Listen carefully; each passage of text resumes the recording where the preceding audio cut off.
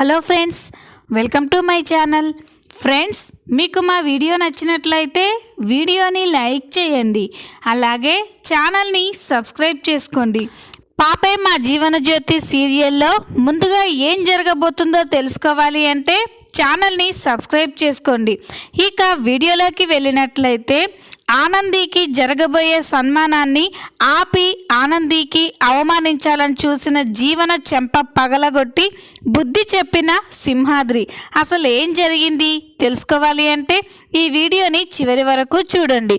ఇక వీడియోలోకి వెళ్ళినట్లయితే ఆనందికి సన్మానం అని తెలిసినప్పటి నుండి జీవన కోపంతో రగిలిపోతూ ఉంటుంది. ఆనందిపై అనుక్షణం కుళ్ళుకుంటూ ఉంటుంది. ఇక తన గదిలో కూర్చొని చాలా సీరియస్గా ఆలోచిస్తూ ఉంటుంది. ఆ ఆనందికి రేపు అందరి ముందు సన్మానం జరుగుతుందా అంటే ఆ రోజు ఆనంది గురించి అందరూ గొప్పగా మాట్లాడుతూ ఉంటారు. అది చూసి నేను తట్టుకోలేను. ఇప్పుడు ఏం చేయాలి? ఆ ఆనంది అలా సంతోషంగా ఉండడం, దాన్ని అందరూ పొగడడం నేను చూసి భరించలేను. అది సన్మానం చేసుకుంటూ ఉంటే నేను దానికి చప్పట్లు కొట్టాలా? నా వల్ల కాదు. ఏం చేయాలి? ఎలాగైనా ఆ ఆనంది అవమానపడేలా చేయాలి. దానికి సన్మానం కాదు, అవమానం జరగాలి. ఆ అవమానంతో ఆనందిని వాళ్ళ అత్తగారు ఇంట్లో నుండి గెంటేయాలి. అలా జరగాలి అంటే ఆనందికి సన్మానం జరగకూడదు. ఏం చేయాలి అని ఆలోచిస్తూ ఉంటుంది. జీవన అలా ఆలోచిస్తూ ఉండగా అప్పుడే అటుగా ఇందుమతి వెళ్తూ జీవన సీరియస్గా ఆలోచించడం చూసి, ఏంటి ఇదేదో తెగ ఆలోచించేస్తుంది, ఏమై ఉంటుంది అని చెప్పి జీవన దగ్గరికి వెళ్తుంది.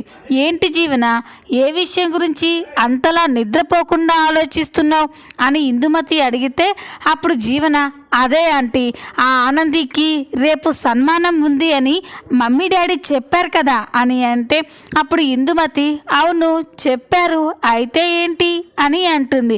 అప్పుడు జీవన, లేదాంటీ, దానికి ఆ సన్మానం జరగడానికి వీల్లేదు. దాన్ని అందరూ పొగుడుతూ ఉండడం, దాన్ని గొప్పగా అందరూ అభినందించడం నేను చూడలేను ఆంటీ. ఎలాగైనా దానికి జరిగే సన్మానాన్ని అవమానంగా మార్చాలి అని చెప్తే అప్పుడు ఇందుమతి, ఏం చేస్తావు జీవన, నాకు కూడా ఆ ఆనందికి సన్మానం జరగడం ఇష్టం లేదు, కానీ మనం ఏం చేయగలం చెప్పు, దాని సన్మానానికి వెళ్ళి చప్పట్లు కొట్టడం తప్ప అని అంటే అప్పుడు జీవన, లేదాంటీ, మీరు నాకు హెల్ప్ చేస్తాను అంటే ఆ ఆనందిని కోలుకోలేని దెబ్బ కొడతాను. దానికి స్టేట్ ఫస్ట్ ర్యాంక్ వచ్చిందన్న సంతోషం కూడా లేకుండా అందరి ముందు అవమానపడేలా చేస్తాను.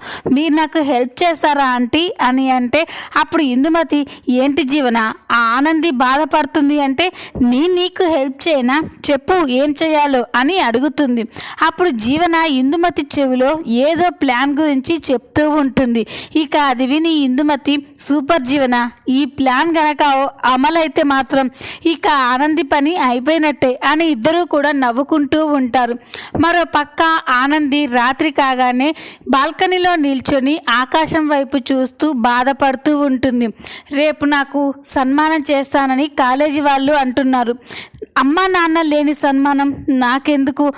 గా సన్మానానికి మా అమ్మ నాయన కూడా వస్తే ఎంత బాగుండు, కానీ వాళ్ళని రమ్మని చెప్దాము అంటే అత్తయ్య ఊరుకోరు. ఇప్పుడు ఏం చేయాలి? నా అమ్మ నాన్న లేకుండా నేను ఈ సన్మానం ఎలా చేసుకోవాలి అని ఆనంది బాధపడుతూ ఉంటుంది. అప్పుడే ఆదిత్య ఆనంది బాధపడడం చూసి ఆనంది దగ్గరికి వెళ్ళి, ఏంటి ఆనంది, ఏ విషయం గురించి అంతలా ఆలోచిస్తూ బాధపడుతున్నావు అని అంటే అప్పుడు ఆనంది, లేదు ఆదిత్య బాబు, నేనేం బాధపడుతున్నాను, నేను మంచిగానే ఉన్నా అని అంటుంది. అప్పుడు ఆదిత్య, ఆనంది, నువ్వు అబద్ధం చెప్తున్నావు కానీ నీ కళ్ళు మాత్రం నిజం చెప్తున్నాయి. చెప్పు, ఒక ఫ్రెండ్గా కూడా నీ బాధని నాతో షేర్ చేసుకోలేవా అని అంటే అప్పుడు ఆనంది, అయ్యో ఆదిత్య బాబు, ఎందుకు అట్లా అంటుండ్రు, నాకు మీరు తప్ప ఇంకెవరున్నారు అని అంటే అప్పుడు ఆదిత్య, చెప్పానంది, మరి ఎందుకు అంతలా బాధపడుతున్నావు అని అంటే అప్పుడు ఆనంది బాధపడకుండా ఎలా ఉండమంటావు ఆదిత్య గారు, రేపు నాకు కాలేజీ వాళ్ళు మన ఇంట్లో సన్మానం చేస్తానని చెప్పారు కదా అని అంటే అప్పుడు ఆదిత్య అవును దానికెందుకు బాధపడుతున్నావు అని అంటే అప్పుడు ఆనంది నేను బాధపడుతుంది దానికి కాదు ఆదిత్య బాబు, రేపు నా జరగబోయే సన్మానంలో మా అమ్మ నాయన ఉండరు, వాళ్ళు ఇక్కడికి రారు కదా, అదే నా బాధ, అమ్మ నాయన లేకుండా నాకు ఈ సన్మానం ఏంటి అని బాధగా ఉంది అని ఆనంది అంటుంది. అప్పుడు ఆదిత్య అదేంటి ఆనంది, మీ అమ్మ నాన్న లేకుండా నీకు సన్మానం ఎందుకు జరుగుతుంది, వాళ్ళు కూడా వస్తారు కదా అని అంటే అప్పుడు ఆనంది ఏంటి ఆదిత్య బాబు గారు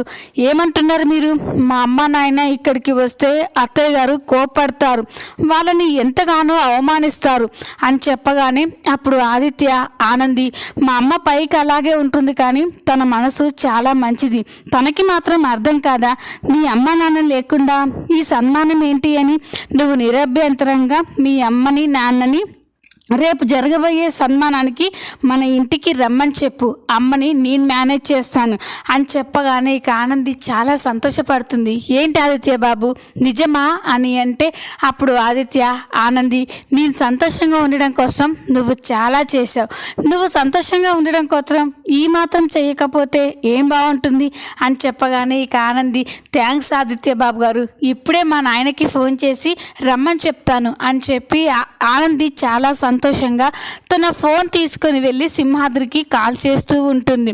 ఇక ఆనంది నుండి కాల్ రాగానే సింహాద్రి కోపంగా ఫోన్ లిఫ్ట్ చేయకుండా అలాగే చూస్తూ ఉంటాడు. అప్పుడే అది గమనించిన పద్మమ్మ ఏంటయ్యా ఫోన్ అట్టా ముత్తుకుంటా ఉంటే చూస్తూ ఉంటావేంటి, ఎత్తి మాట్లాడు అని అంటే అప్పుడు సింహాద్రి లేదే పద్దాలు నేను ఆ ఫోన్ ఎత్తి మాట్లాడను అని అంటే అప్పుడు పద్మమ్మకి అనుమానం వస్తుంది. ఏంటి బిడ్డ కానీ ఫోన్ చేసి ఉంటుందా, ఏందయ్యా బిడ్డ మళ్ళీ ఫోన్ చేసినాదా అని అంటే అప్పుడు సింహాద్రి మౌనంగా ఉంటాడు. దాంతో పద్మమ్మకి అర్థమైపోయి ఇక వెంటనే ఫోన్ లిఫ్ట్ చేసి హలో బిడ్డ అని అంటుంది. అప్పుడు ఆనంది అమ్మ ఏం చేస్తురు, నాయన ఫోన్ ఎత్తడం లేదేంటి అని అంటుంది. అప్పుడు పద్మమ్మ మీ నాయన బయటికి వెళ్ళిండమ్మా, అయినా ఏందమ్మా ఇప్పుడు ఫోన్ చేసినావు అని అంటుంది.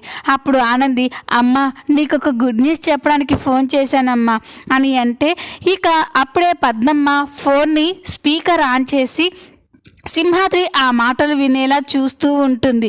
ఇక అప్పుడే పద్మమ్మ గుడ్ న్యూసా ఏంటమ్మా గది అని అంటే అప్పుడు ఆనంది అమ్మ నేను స్టేట్ ఫస్ట్ వచ్చినందుకు మా కాలేజీ వాళ్ళు మా ఇంట్లోనే నాకు సన్మానం చేస్తున్నారమ్మా, ఆ సన్మానానికి నువ్వు నాయన కూడా తప్పకుండా రావాలి, ఈ విషయం నాయనతో చెప్పడానికే ఫోన్ చేశాను కానీ నాయన ఫోన్ ఎత్తడం లేదు అని అంటే అప్పుడు పద్మమ్మ గట్లనా బిడ్డ చాలా మంచి విషయం చెప్పినావు, అయినా మేము అక్కడికి వస్తే మీ అత్తగారు కోపడతారేమో అని అంటే అప్పుడు ఆనంది లేదమ్మా ఆదిత్య గారు అత్తయ్య గారిని ఒప్పిస్తానని నాకు మాట ఇచ్చారు, నువ్వు నాయన తప్పకుండా రండమ్మా అని అంటే ఇక అప్పుడే సింహాద్రి కూడా చాలా ఎమోషనల్ అవుతూ ఉంటాడు.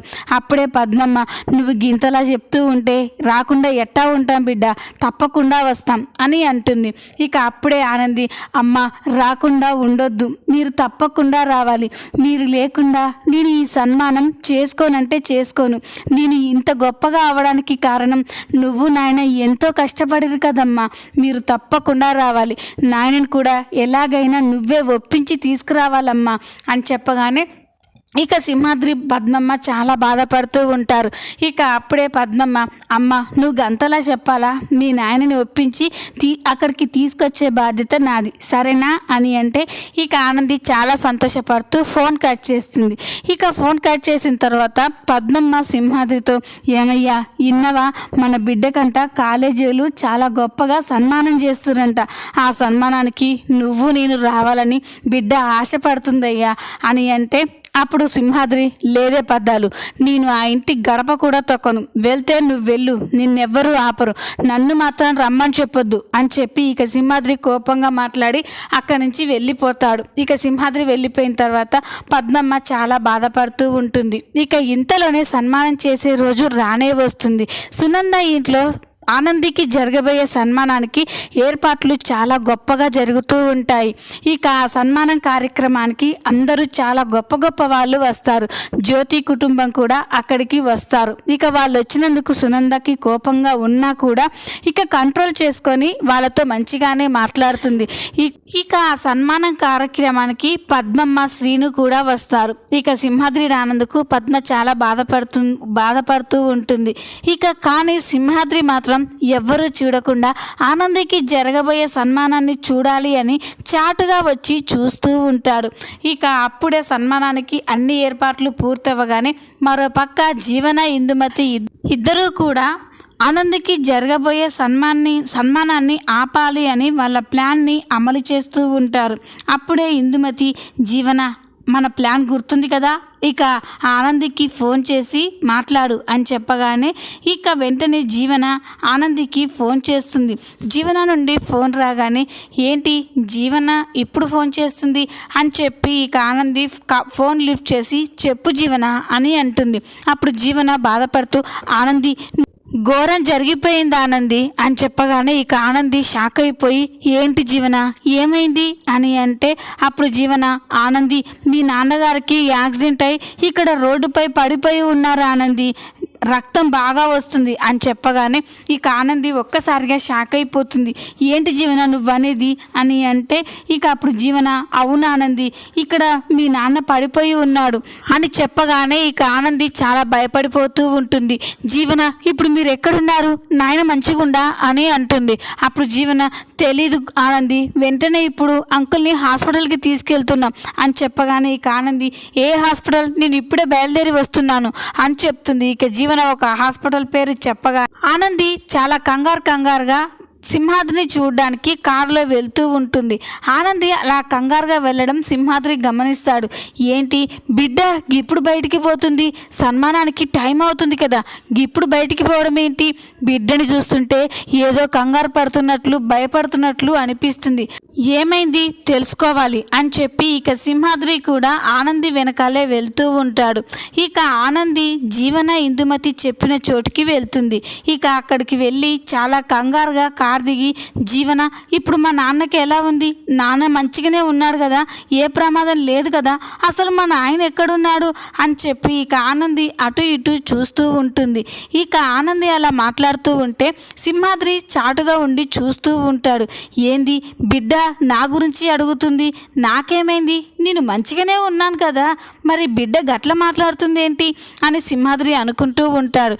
ఇక అప్పుడే జీవన, ఇందుమతి నవ్వుకుంటూ ఏంటి ఆనంది ఏది చెప్పినా నమ్మేస్తావా అని చెప్పగానే ఇక ఆనంది షాక్ అయిపోతుంది. ఏంటి జీవన ఏమంటున్నావు నువ్వు అని అంటే అప్పుడు జీవన అవును ఆనంది ఇప్పుడు అక్కడ నీకు సన్మానం చేసే టైం అయింది, నువ్వు ఇప్పుడు ఇక్కడ ఉన్నావు, మీ నాన్నకి యాక్సిడెంట్ అయిందని అబద్ధం చెప్పి నేనే ఇక్కడికి వచ్చేలా చేశాను నీకు జరగబోయే ఆ సన్మానాన్ని ఆపడానికి అని చెప్పగానే ఇక ఆనంది షాక్ అయిపోతుంది. ఇక సింహాద్రి కూడా స్టన్ అయిపోయి చూస్తూ ఉంటాడు.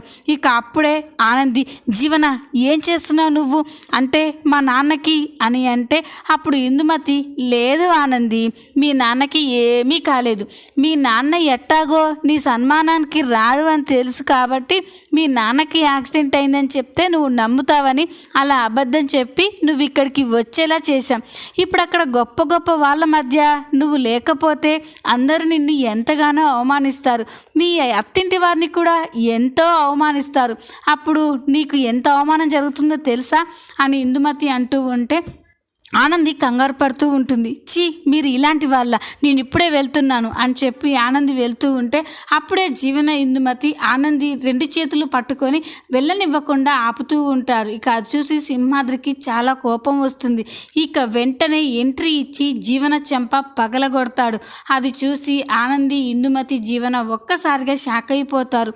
ఇక అప్పుడే ఇందుమతి ఏయ్ మా జీవననే కొడతావా అని అంటే అప్పుడు సింహాద్రి కొట్టడం కాదు చంపుతాను అని సింహాద్రి అంటాడు. బిడ్డకు అక్కడ సన్మానం జరుగుతూ ఉంటే దాన్ని ఆపాలని చూస్తారా, మీ ప్రాణం తీస్తాను, పద బిడ్డ, అక్కడ నీకు టైం అవుతుంది, గొప్ప గొప్ప వాళ్ళంతా నీ కోసం ఎదురు చూస్తూ ఉంటారు అని చెప్పి ఇక సింహాద్రి ఆనందిని తీసుకెళ్తూ ఉంటే ఇక ఆనంది మాత్రం సింహాద్రిని చూసి చాలా సంతోషపడుతూ ఉంటుంది. ఈ విధంగా జీవన కుట్రని సింహాద్రి తిప్పి కొట్టబోతున్నాడు. ఈ వీడియో కనుక మీకు నచ్చినట్లయితే లైక్ చేయండి, సబ్స్క్రైబ్ చేసుకోండి. Thanks for watching.